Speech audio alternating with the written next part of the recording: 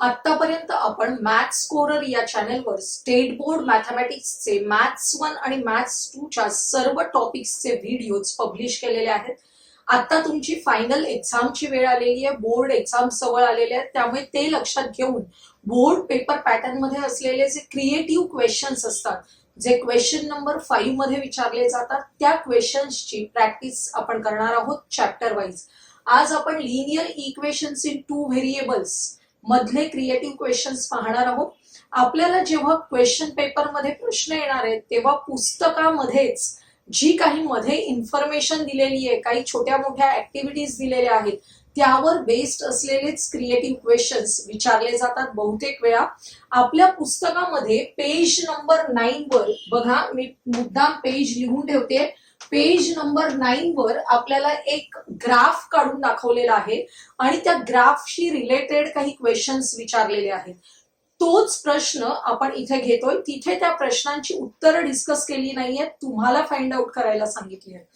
प्रश्न बघा कसा असेल पेपरमध्ये आल्यावर, draw the graphs of the equations x plus 2y is equal to 4 and 3x plus 6y is equal to 12. What do you observe? तुम्हाला graph काढायचंय आणि काय तुमच्या लक्षात येते ते लिहायचंय। How many solutions do the equations have? त्या इक्वेशन्स ना किती सोल्युशन्स आहेत सांगायचंय। राईट युअर कन्क्लुजन आणि त्यावरून आपल्याला कन्क्लुजन लिहायचंय। लक्षात घ्या, आपल्याला दोन इक्वेशन्स आहेत, त्यांचा ग्राफ काढायचा असेल तर आपण टेबल तयार करतो, त्या टेबलमध्ये पॉइंट्स फाइंड आउट करणार आहोत। बघा, एक्सच्या व्हॅल्यूज आपण घेतलेल्या आहेत आणि एक्सच्या व्हॅल्यूज लक्षात घेऊन त्याच्या आधारे आपण वायच्या व्हॅल्यूज काढतो आणि त्यामुळे दिलेला पॉइंट ऑर्डर पेअरच्या फॉर्म मध्ये आपण हे कोऑर्डिनेट्स लिहून मिळवतो। हे जे पॉइंट्स मिळालेले आहेत ते आपल्याला ग्राफ मध्ये प्लॉट करायचे। त्याचप्रमाणे सेकंड इक्वेशन दिलेलं आहे 3x plus 6y is equal to 12, याचे सुद्धा पॉइंट्स आपण मिळवलेले आहेत। पॉइंट्स कसे मिळवायचे ते मी आता सांगत नाहीये, कारण ऑलरेडी आपण लिनियर इक्वेशन्स मध्ये ग्राफिकल मेथड चा व्हिडिओ पब्लिश केलेला आहे, त्याच्यामध्ये हे सर्व आपण एक्सप्लेन केलेलं आहे, तुम्ही पाहू शकता। बघा, असे दोन टेबल्स तयार केल्यानंतर आपण ग्राफ काढणार आहोत। ग्राफ काढण्यासाठी आपल्याला horizontal X axis and vertical Y axis काढायचे, which are perpendicular to each other. आपण स्केल लिहितोय, on both the axis 1 centimetre is equal to 1 unit आणि आपल्याला एक्स ऍक्सिस वर आणि वाय ऍक्सिस वर व्यवस्थित नंबरिंग करून घ्यायचंय। आपल्याला 4 क्वाड्रंट्स मिळालेले आहेत आणि या 4 क्वाड्रंट्स मध्ये हे पॉइंट्स आपल्याला प्लॉट करायचे। बघा, पहिला पॉइंट आहे -2 3, हा -2 3 हा जो पॉइंट आहे तो कोणत्या क्वाड्रंट मध्ये असेल ते बघायचंय। -2 3 हा पॉइंट बघा सेकंड क्वाड्रंट मध्ये आहे, इथे प्लॉट केलेला तुम्हाला दिसतोय। नंतर 0 2, याचा एक्स कोऑर्डिनेट 0 आहे, म्हणजे point lies on the Y axis. बघा, 0 2 point lies on the Y axis. Third point आहे 2 1, तो आपण इथे फर्स्ट क्वाड्रंट मध्ये मिळालेला आहे। थर्ड पॉइंट 2 1, असे 3 पॉइंट्स आपण प्लॉट केलेले आहेत जे या पहिल्या इक्वेशन पासून मिळालेले आहेत। हा बघा, हा मधला पॉइंट आहे आणि हा पॉइंट आहे, असे 3 व्हाईट मी आता केलेले पॉइंट्स आपण प्लॉट करून घेतले आणि एक लाईन काढून घेतली त्यामधून जाणारी। लक्षात येते। आता सेकंड इक्वेशनचे पॉइंट्स आपण मिळवलेले आहेत ते सुद्धा प्लॉट करायचे आहेत।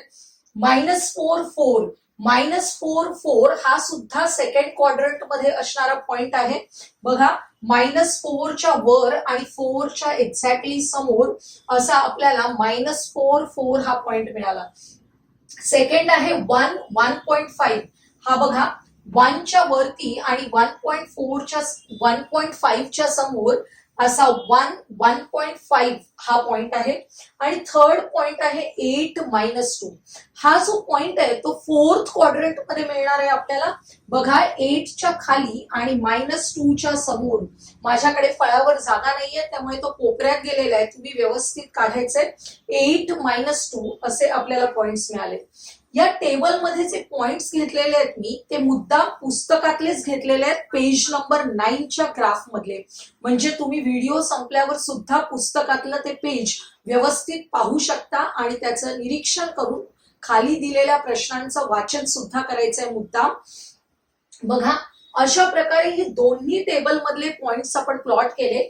पहिले 3 पॉइंट्स प्लॉट केल्यावर जी लाईन काढलेली होती त्याच लाईनवर हे दुसऱ्या इक्वेशनचे पॉइंट सुद्धा आलेले आहेत. लक्षात येते? म्हणजे तुमच्या लक्षात येईल की आपल्याला 2 इक्वेशन्स दिले होते वेगवेगळे, परंतु त्याचा ग्राफ मात्र सिंगल लाईन आलेली आहे. किंवा आपण म्हणू शकतो की graph of the 2 equations are coinciding lines, एकमेकांशी कोइन्साइड होणाऱ्या लाईन्स आहेत. लक्षात येते? अशा कोइन्साइडिंग लाईन्स ग्राफ असतील तर याचा अर्थ काय झाला? आपण solution of linear equation graphically काढताना काय करतो? जर एखाद्या इक्वेशनचा ग्राफ असा मिळाला, मी काढते, ही एक इक्वेशनचा ग्राफ आहे आणि दुसरा इक्वेशनचा ग्राफ हा असा आहे, तर या दोघांचा जो पॉइंट ऑफ इंटरसेक्शन असतो तो पॉइंट ऑफ इंटरसेक्शन म्हणजे काय आहे? Solution of the given equations. पण आता या केसमध्ये काय झालेलं आहे बघा, याच्यामध्ये दोन्ही लाईन एकमेकांशी तंतोतंत जुळतायत, कोइन्साइडिंग लाईन्स आहेत किंवा one and the same line आहे. अशा वेळी या दोन्ही इक्वेशनच्या ग्राफ्सना हे सगळे पॉइंट्स कॉमन आहेत. काही मुलांना काय वाटतं, आपण काढलेले 3 आणि 3 6च पॉइंट कॉमन आहेत, परंतु या लाईनवर इन्फायनाइटली मेनी पॉइंट्स आहेत which are common to both the lines. लक्षात येते? आणि आपलं सोल्युशन म्हणजे काय असतं? Common point. आणि इथे दोन्ही इक्वेशन्सच्या ग्राफना इन्फायनाइटली मेनी पॉइंट्स कॉमन आहेत.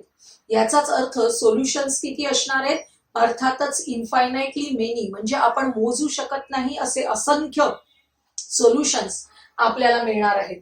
त्यामुळे कसं लिहायचं बघा, 2 equations are given but the graph is 1 line, only 1 line, एकच लाईन ग्राफ आहे. किंवा तुम्ही लिहू शकता graphs are coinciding lines, coinciding एकमेकांशी तंतोतंत जुळणाऱ्या, ओव्हरलॅप होणाऱ्या लाईन्स ग्राफ आहेत. The given equations have infinitely many solutions. त्यामुळे गिव्हन इक्वेशन्स ना किती सोल्युशन्स असणार आहेत? Infinitely many solutions.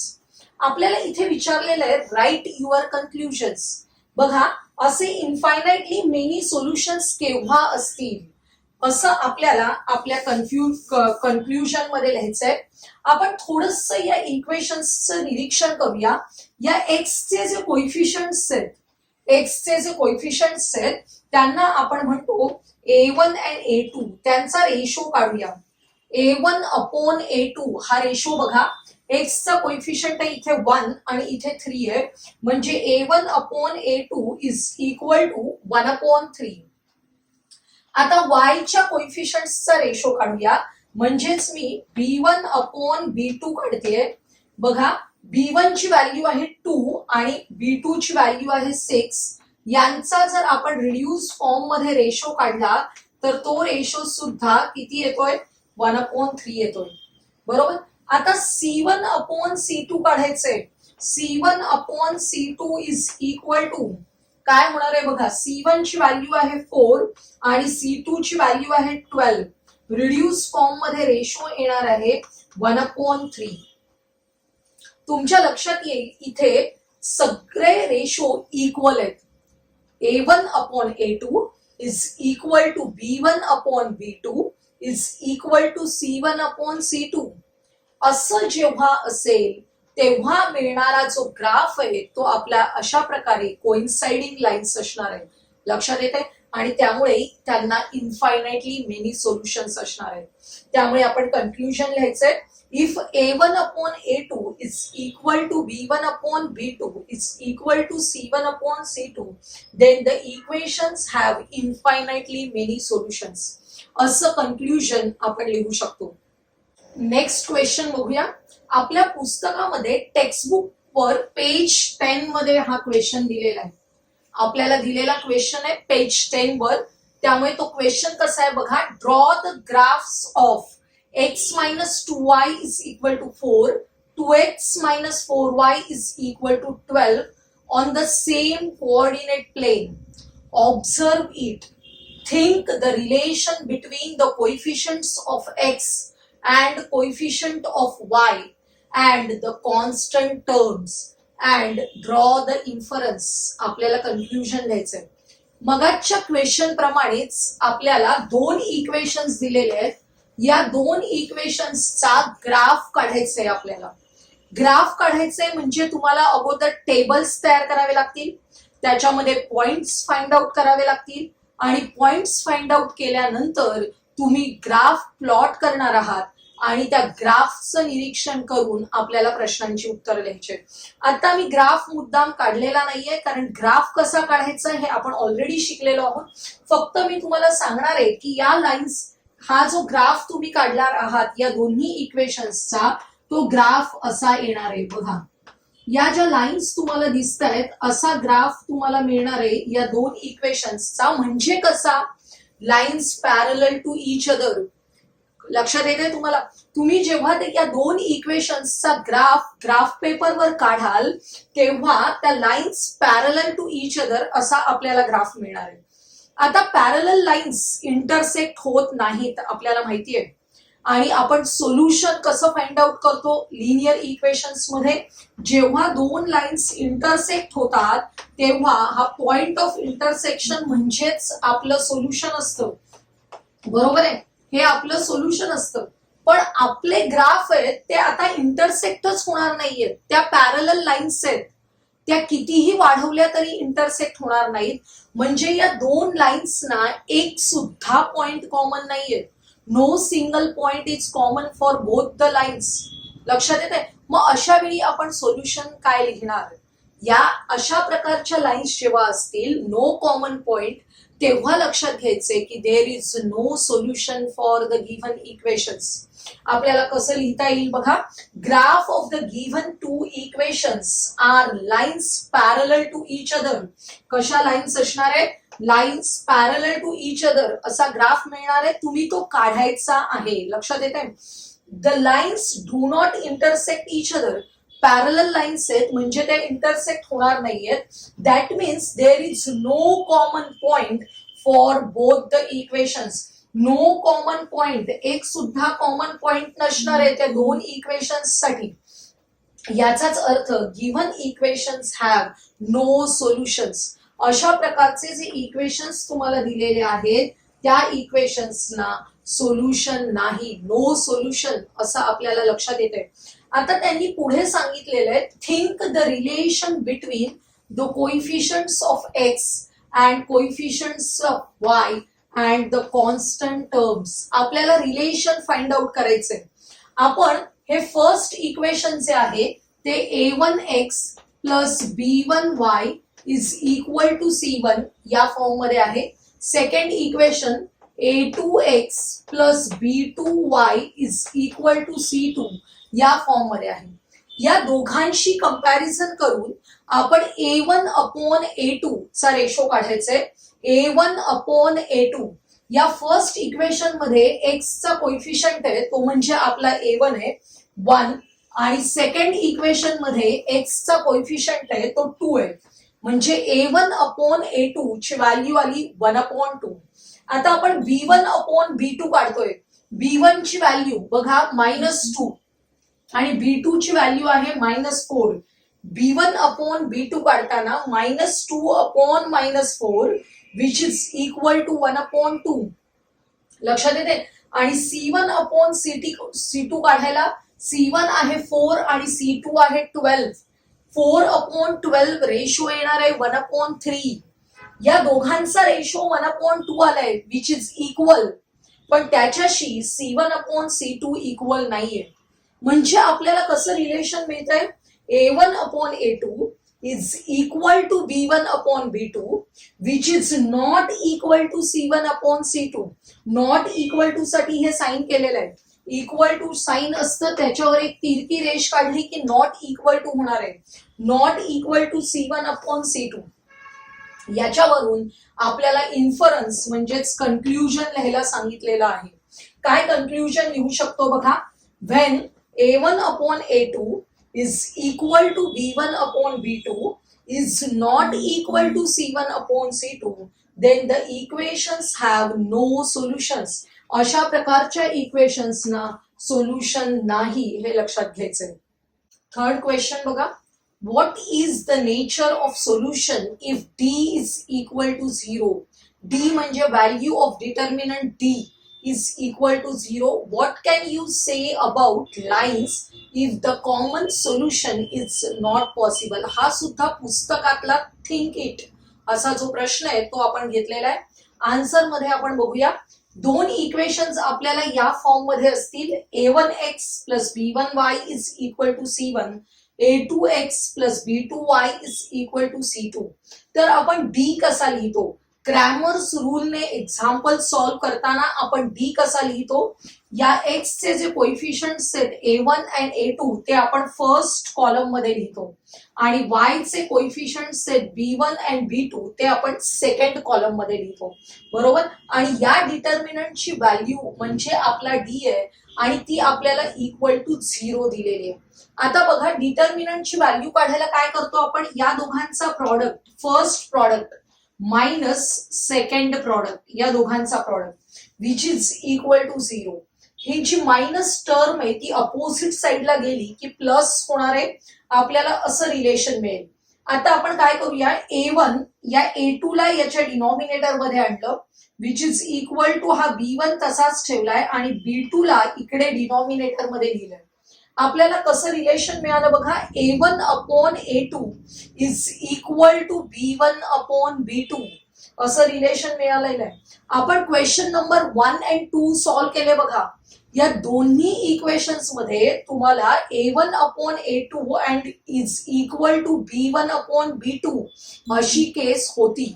मग आपल्याला त्यांच्या ग्राफ बद्दल काय सांगता येईल, त्याच्या सोल्युशन्स बद्दल काय सांगता येईल, आपण फर्स्ट 2 क्वेश्चन्स मध्ये बघितलेलं आहे तेच आपल्याला लिहायचंय. Given 2 equations have either no solution. एक तर त्याला सोल्युशन नसेल. कधी सोल्युशन नसेल? जेव्हा त्या लाईन्स कशा असतील? Parallel to each other. Parallel to each other अशा लाईन्स असतील तेव्हा नो सोल्युशन. और इनफायनाइट सोल्युशन्स. इनफायनाइट सोल्युशन्स केव्हा असतात? जेव्हा दोन लाईन्स एकमेकांवरच असतात, कोइन्साइडिंग लाईन्स असतात. आपण फर्स्ट अँड सेकंड क्वेश्चन्स मध्ये ही केस बघितलेली आहे. लक्षात येते? म्हणजेच if it means 2 simultaneous equations do not have a unique solution. याचा अर्थ या दोन सायमल्टेनियस इक्वेशन्स ना युनिक सोल्युशन नाही. युनिक म्हणजे एकमेव सोल्युशन. लक्षात येते? युनिक सोल्युशन्स नसणार आहेत. दोन गोष्टी होऊ शकतात, एक तर नो सोल्युशन्स किंवा इनफायनाइटली मेनी सोल्युशन्स. लक्षात येते? हे आपल्याला लिहिता येईल. What can you say about lines. त्या लाईन्स कशा असतील? If the common solution is not possible. Common solution म्हणजेच युनिक सोल्युशन जर पॉसिबल नसेल तर त्या लाईन्स कशा असतील बघा. If the common solution about the lines is not possible, then the lines will be either coinciding lines असतील, एकमेकांवर ओव्हरलॅप होणाऱ्या लाईन्स असतील ज्या आपण फर्स्ट क्वेश्चन मध्ये बघितल्या होत्या, or the lines are parallel to each other. किंवा लाईन्स कशा असतील? पॅरलल टू each other असतील. लक्षात येते? असे प्रश्न तुम्हाला क्रिएटिव्ह क्वेश्चन्स मध्ये येणार आहेत. हा जो प्रश्न आहे तो आणखी कोणत्या पद्धतीने विचारला जाऊ शकतो ज्याचं उत्तर सुद्धा आपल्याला असंच लिहायचंय ते मी तुम्हाला सांगते. कसा विचारला जाईल बघा प्रश्न. What will be the solution of a1x plus b1y is equal to c1 and a2x plus b2y is equal to c2 if a1 upon a2 is equal to b1 upon b2. जर आपल्याला असं दिलेलं असेल a1 upon a2 हा ratio b1 upon b2 या ratio बरोबर आहे तर आपले सोल्युशन्स कसे असतील. मगाशी आपल्याला काय दिलेलं? Value of d is equal to 0. त्याप्रमाणे आपण सॉल्व्ह केलं. आता आपल्याला डायरेक्ट दिलेलं आहे तेव्हा काय करायचं? ही d ची व्हॅल्यू न लिहिता डायरेक्टली आपल्याला दिलेला रेशो लिहून घ्यायचंय. a1 upon a2 is equal to b1 upon b2 आणि आपल्याला तो B1/B2 दिलेला आहे. याचाच अर्थ इथे काय होणार आहे बघा, cross multiplication A1 into B2 is equal to B1 into A2. हे क्रॉस मल्टिप्लिकेशन इक्वल आहे, जे आपण इथे लिहिलंय तेच. आणि मग नंतर या दोघांवरून आपल्याला हा रेशो काढलेला तो ऑलरेडी आपल्याला इथे दिलेला होता, बरोबर आहे. तर त्यावरून आपल्याला जो इन्फरन्स लिहायचा आहे तो आपल्याला कसा लिहिता येणार आहे बघा, सेम लिहायचे, नो सोल्युशन्स और infinitely many solutions. That means they have no unique solutions. आणि ग्राफ कसा असेल, what will be the graph of these equations, त्यांचा ग्राफ कसा असेल, graph is either coinciding lines और lines parallel to each other. लक्षात येते. म्हणजे प्रश्नाची रचना थोडी वेगळ्या प्रकारे केलेली असू शकते. आपले बेसिक कॉन्सेप्ट क्लिअर असतील तर आपल्याला प्रश्न समजणं आणि त्यावरून उत्तर लिहिणं सोपं जाणार आहे. आजच्या या व्हिडिओमध्ये आपण linear equations in two variables या चॅप्टर मधील काही क्रिएटिव्ह क्वेश्चन्स बघितले, ज्यांचा सराव तुम्हाला करणं आवश्यक आहे. आजचा हा व्हिडिओ तुम्हाला आवडला असेल तर लाईक करा, तुमच्या मित्रमैत्रिणींना शेअर करा आणि पुढील महत्त्वाचे व्हिडिओज पाहण्यासाठी आपल्या चॅनलला सबस्क्राईब करायला विसरू नका.